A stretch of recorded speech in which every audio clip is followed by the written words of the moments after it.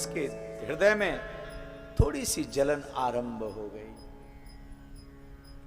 ब्राह्मण देवता भी समय वही देने लगे और ज्यादा कष्ट होने लगा।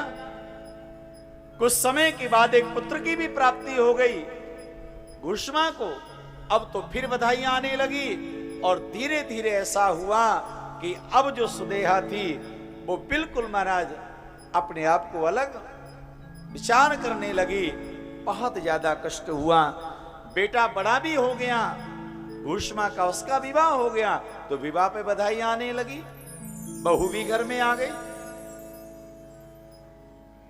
अब सुदेहा ने सोच लिया है मैं इस पुत्र को ही समाप्त कर दूंगा। छोटा बालक है, पहले ही अल्पायु में विवाह हो जाता। 10-12 वर्ष का वो बालक है, अभी अभी उसका विवाह हुआ है।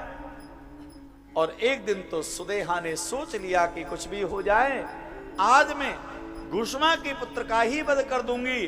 तो महाराज किसी धार वाले हथियार को संभाल के रख लिया। उनके यहां पर नित्य भगवान शिव की पार्थिव पूजा हुआ करती थी। आज शाम को पूजा हुई है और सवेरे विसर्जन होता था महाराज।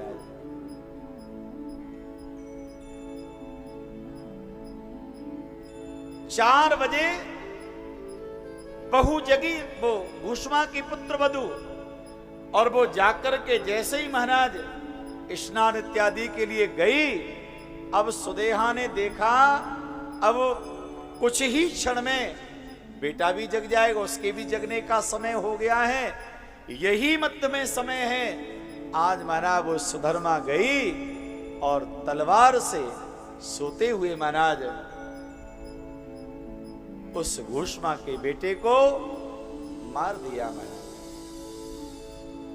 रक्त ही रक्त हो गया पूरे कक्ष में। सोचा अब क्या करूं।